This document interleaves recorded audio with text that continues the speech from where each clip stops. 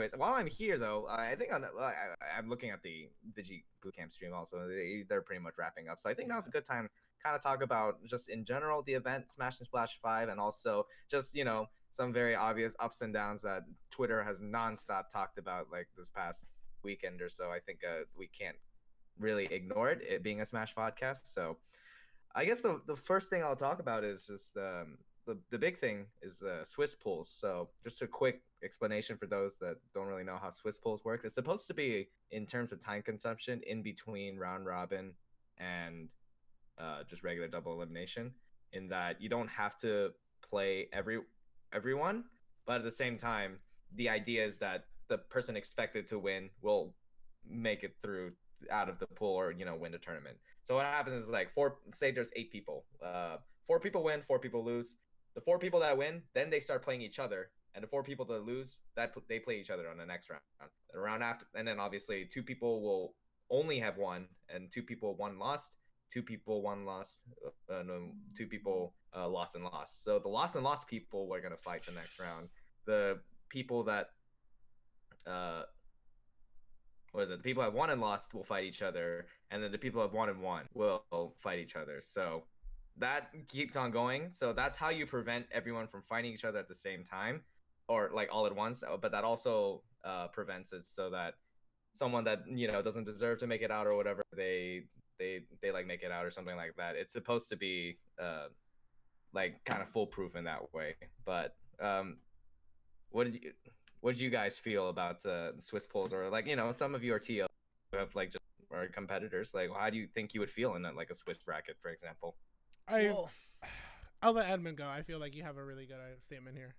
I mean, to be honest, like my statement is gonna be short. Like I don't know too much about Swiss polls before you just explained it to us, Sedge. I only really know about as much as from what I know from Smash to Splash is the fact that they ran Swiss pools and that like a lot of people were upset about it because somehow like some people went like 6-0 in their pools and still got eliminated.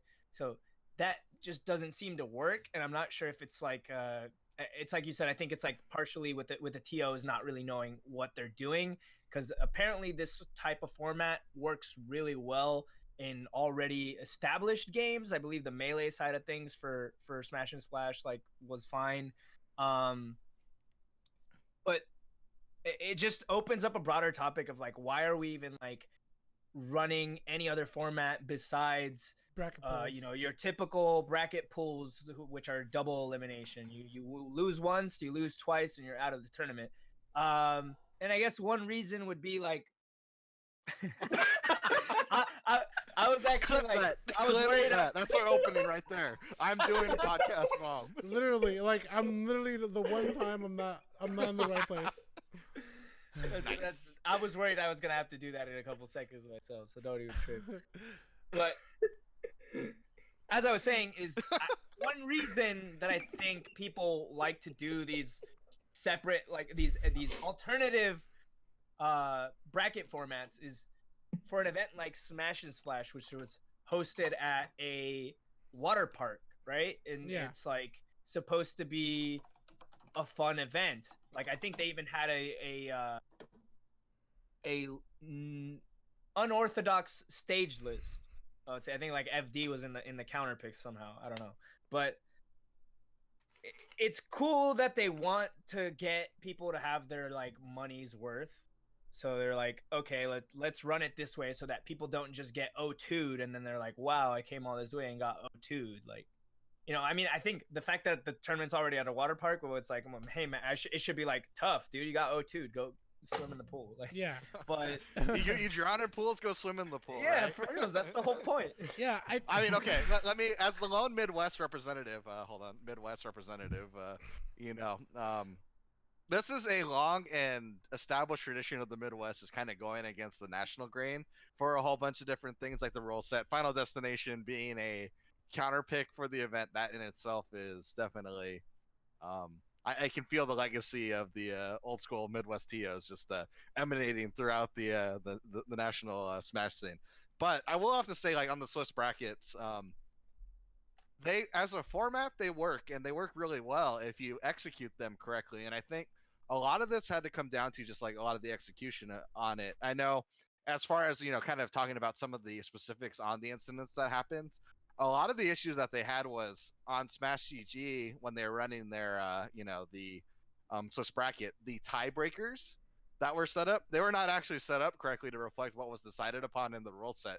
It was favoring I think like game losses versus instead of head to head, instead of game one game loss percentages. And every single format, especially if it's not a bracket that's a very clear win in advance, lose and you're out kind of a situation, round robin, Swiss, you're gonna have these tiebreaker criteria that no matter what, at some level, it's going to turn into some randomness, and that's just the drawback of the format.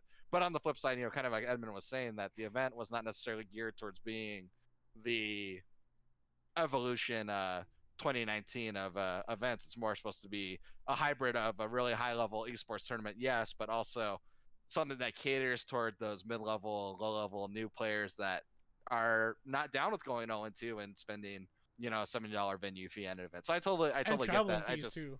and traveling fees too. But like what I don't understand about the event, it's like, you have to also consider that from an execution standpoint, the Smash community is very used to 0-2, 0-2 and done, with brackets. Maybe there's a ladder, maybe there's an amateur bracket afterwards, kind of a situation. Is a S tier international tournament the best place to be running a system that not only are your players not familiar with, but based off a lot of the Twitter ranting that you see on social media, a lot of the volunteers and a lot of the staff were not actually familiar with it, because you had a lot of incidents reported of players being told, oh yeah, you're done for the day, only to find out that they weren't actually done for the day and they got disqualified for it, and all kinds of weird shenanigans you saw. So outside of the tiebreakers, just the lack of familiarity led to some execution nightmares that compounded into just a lot of players, their days, their whole entire tournament experience being ruined, which is unfortunate.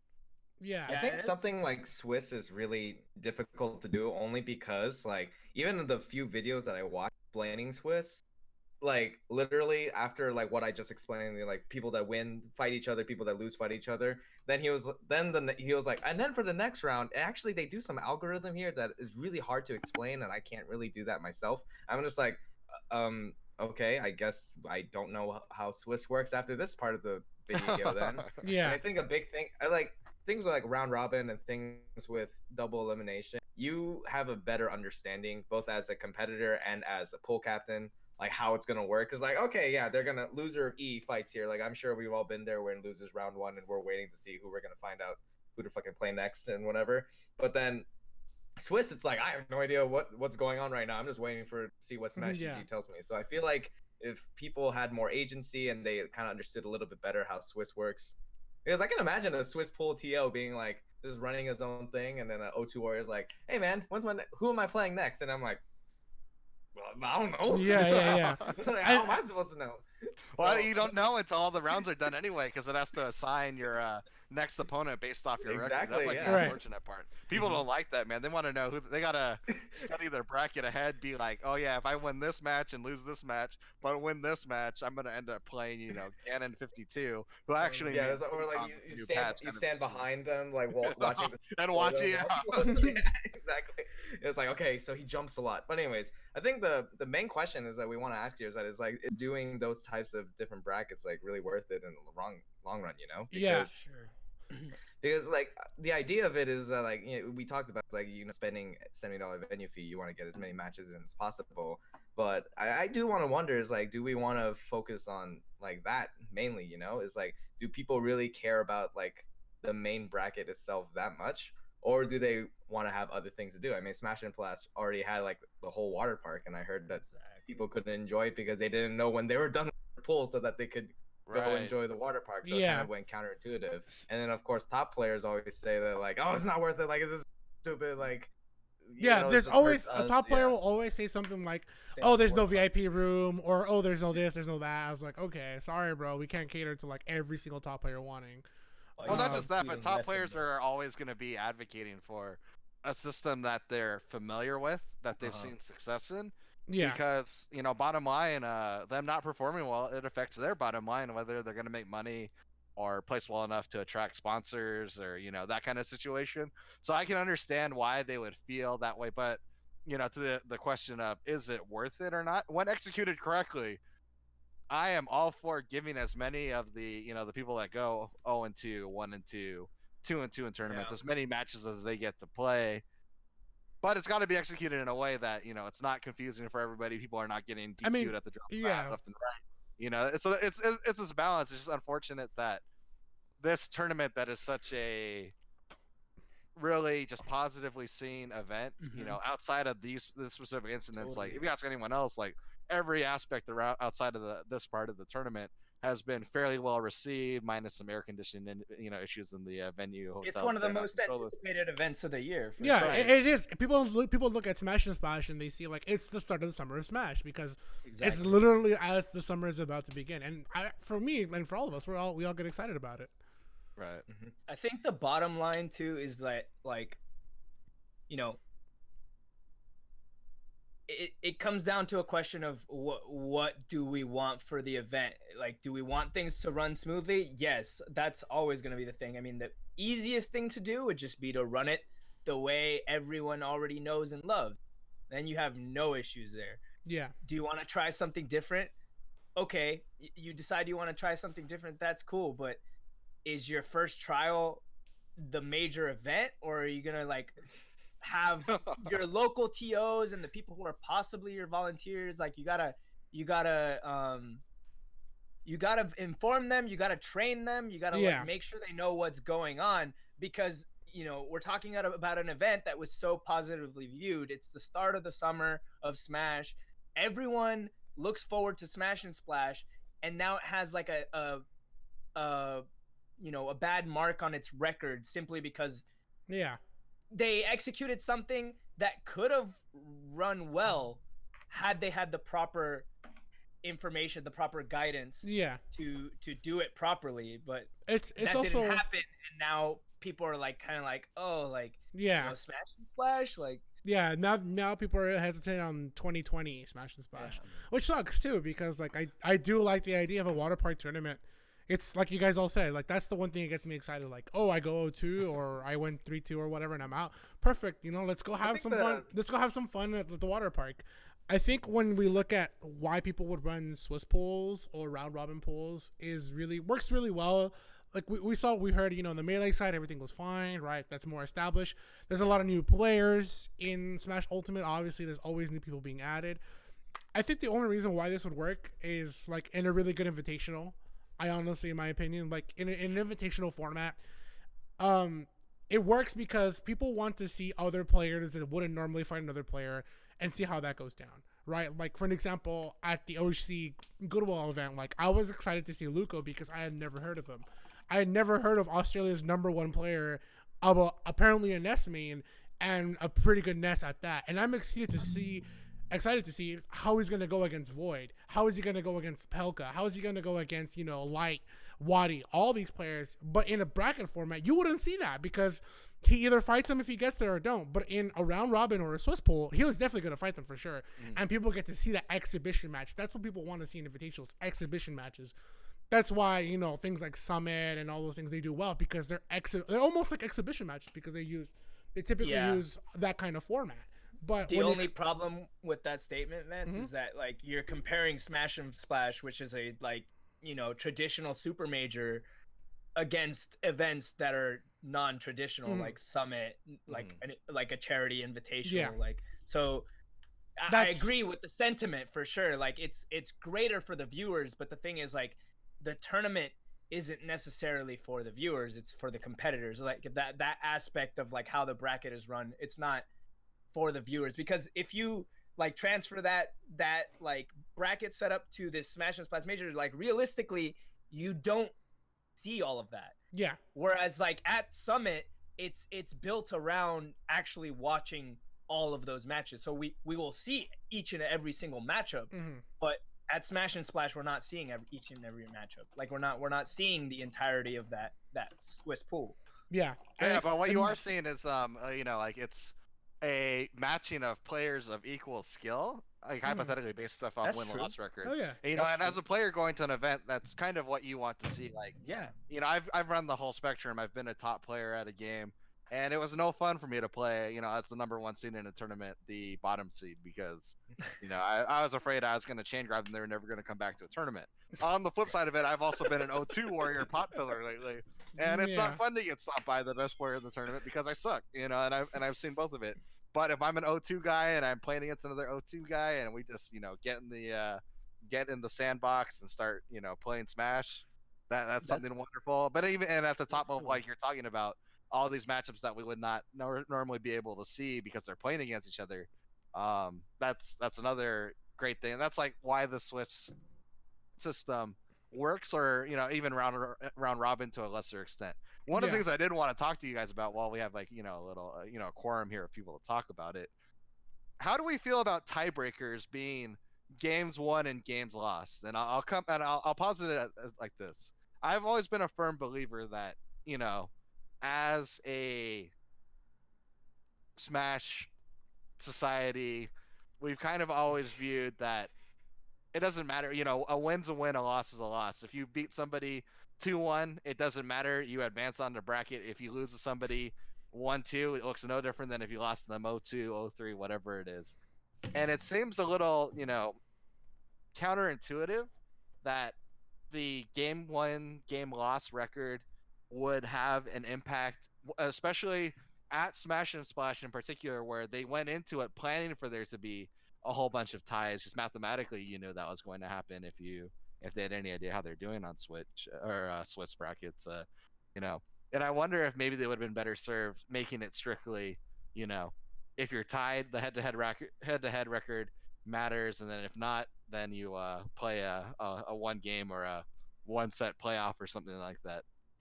You know I'm what? sorry, real quick. So glad. Somebody just said, like, I'm laughing. I'm so sorry, dude. It's like someone, the whole chat's like, Sedge is cute. Sedge is bad. I was like, damn, He bro. is. There's no way to lie in that. where is the lie in all of this, man? All right, go ahead, Sedge. I'm so sorry. Well, I'm so glad you brought that up.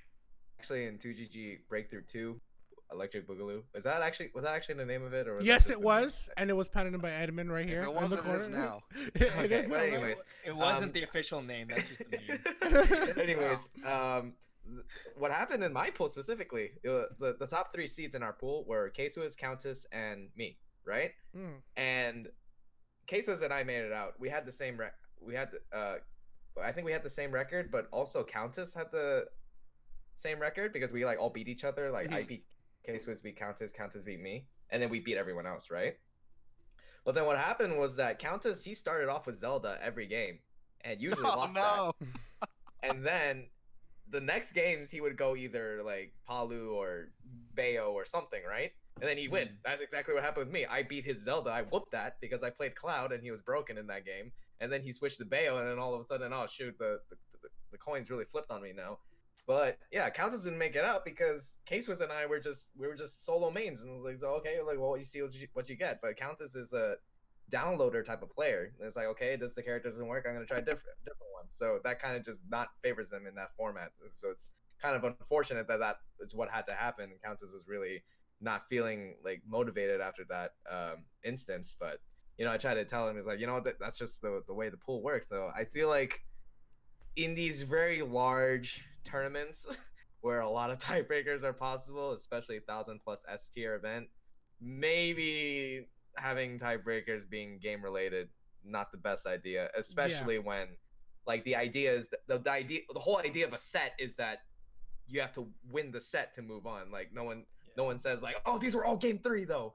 Like there's no like, score on. As much as people want to put value into that, like no one actually wants it to be like that. Like it's a set that matters, and then when you make it game count, then all of a sudden, like that, the value of that suddenly drops. You know. And it's true. I mean, people have told me so many times, like, and I have to like me, Sedge, Adam, and you, Lux, we've all run pools, and unfortunately, there's no marker on Smash.gg that says 0-2, but they were close games. There is no marker for that. You either competitive 0-2. Yeah, the most competitive 0-2 you would If ever you see. right-click, you can find the secret hidden option. To Right? make it, yeah. Like, but that's that's last talk, last hit. last talk, last hit, bro. Or it was like 0-2, but I was so close to beating Esam. Like, no, there's no marker for that. And I think in those, like, Sedge is totally right. You know, it sucks that, like, that's the way that the cookie crumbles in that format. But, like, that also, in my opinion, the only thing good about it, and the way I see it is, the only thing good about it is, like, yeah, it tells a player, like, you know what, if you don't have a solo main and you're gonna have Zelda, you're gonna main Zelda, but you use Bayonetta for her bad matchups, then you might as well just go with your best foot forward, because Bayonetta is the one character that's gonna get you out of pools, in my opinion. But I do agree with Sedge. Like, it works right there in an Arcadian for sure, but like at an S tier major, it really hurts. You know, it hurts a lot of things, and it gets a lot of confusions, because I've been to a few S tiers. We've all been to a few S tiers, right? And even then, they run standard brackets, and even then, they even run brackets on paper in case anything happens, like on Smash GG, or the internet goes out for whatever reason, right? That's easier to do on paper than would be, to me, that I still don't understand what a Swiss bracket is.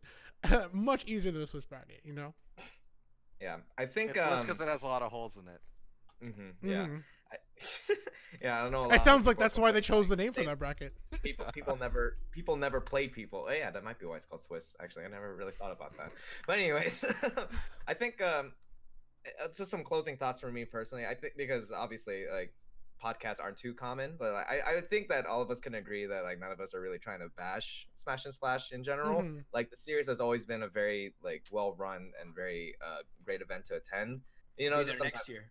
yeah, so in podcasts, sometimes you just gotta talk about more spicy stuff every now and then. You know, like, Yeah. just gotta address some stuff. But to me, the Smash and Splash TOs, whoever they are, because, you know, TOs are always kind of behind the scenes. They never really want to take the spotlight in this kind of stuff. They are always receptive. They always host great events, and, you know, you've seen the growth from Smash and Splash 1 to Smash and Splash 5. Like, just the quality, the number of events, the things that you can do at each event. You know, there's always gone up, and, like, Smash and Splash is sort of a tradition now, in Yeah. our scene, especially. It's spanned across 3 to 3.5 games in the Smash scene. So I think it's a really important event. I'm sure that they're gonna take this beaten to death horse about Swiss and apply it to next year's and make Smash Yeah. Splash 6 even better. Yeah, Smash and Splash with round robin pools with tiebreakers being head to head or playoffs, and I'm sign me up. I'm there. I'm I do wonder what would happen in I'll be there head-to-head either way. and, like, I agree with Sedge. Like, my closing thought is, like, yeah, it's we're not beating a dead horse. What we are saying is, like, it happens. They clearly had a best intention here, and unfortunately, it didn't happen that way. You know, there's a lot of things that go behind the scenes that's really hard to control. A lot of things in general to understand. And as I mentioned earlier, there's a format that we're all used to, right? And I get that they want to give everybody a bang for their buck. Like that, I'm always for that. I mean, it sounds biased because, you know, we're SoCal, 2GG does it, Twitch channels on 2GG, you know. But the one thing that I do, even before then, when I was like a little scrub, little dude with no voice, just going out to locals, I really did enjoy that. If I went 0-2 in bracket, there was a res bracket, and I really liked the fact that I can still play the res bracket and feel some kind of reward, and the reward was incentive for me to go to the next local for free.